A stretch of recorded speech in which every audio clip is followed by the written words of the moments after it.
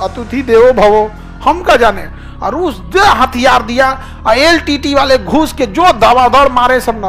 अब श्रीलंका भारत से कह रहा है। ये है अमेरिका, इसका सौतन है रशिया। इन दोनों में तो इनको नहीं जमता है, समझ गया। लेकिन अमेरिका स्टेबल है, पैसा है, सब कुछ है इसके पास। रशिया के साथ एक दिक्कत है कि रशिया के ऊपर का एरिया बर्फ से जम जाता है, बर्फ से जम जाता है। और दूर की लड़ाई में जब भी काम आएगी नौसेना काम आएगी। हवाई जहाज कितना देर उड़ा के लेके जाइएगा, फ्यूल खत्म हो जाएगा।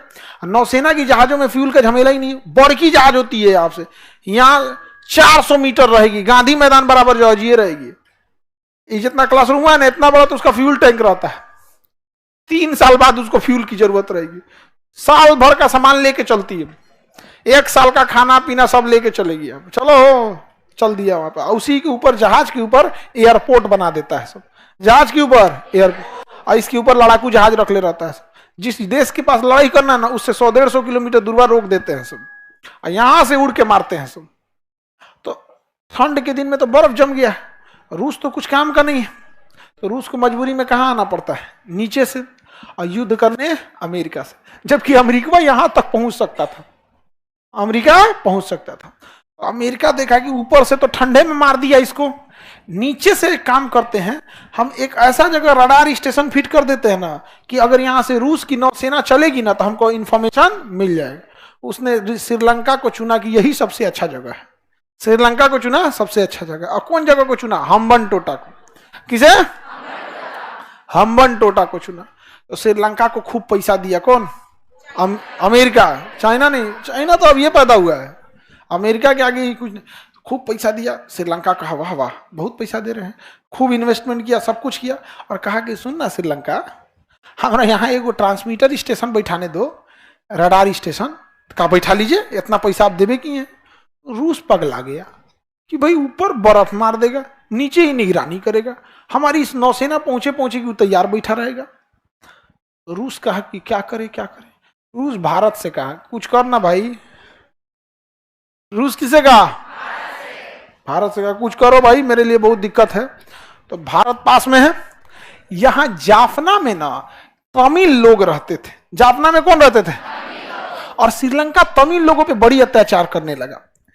उस अत्याचार के कारण तमिलनाडु के लोगों ने, वहां जो तमिल रहते थे, एक संगठन बना दिया, लिबरेशन टाइगर्स ऑफ तमिल इलम, LTTE, liberation tigers of Tamil इलम, LTTE, लिट्टे बना दिया।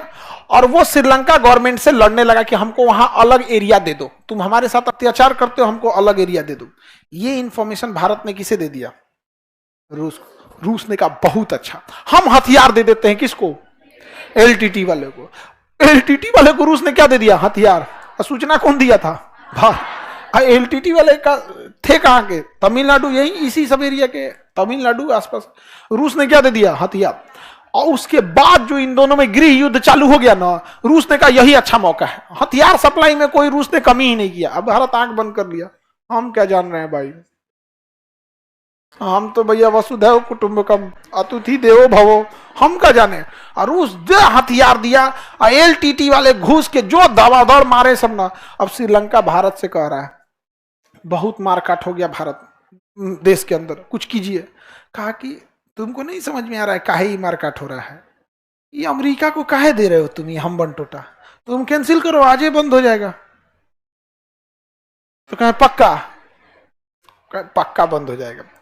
तो फोन किया अमेरिका को, ब्रेकअप। अमेरिका को फोन करके क्या बोल दिया? ब्रेकअप। अमेरिका का क्या?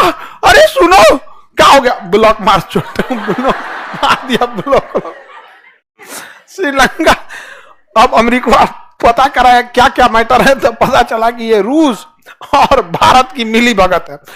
रूस थैंक यू बोला, थैंक यू बहुत अच्छा काम किए, थैंक यू, हमारा कभी जरूरत पड़े तो याद कीजिएगा। भारत ने कहा जरूर याद करेंगे। समझ में आ गया कि नहीं आएगा?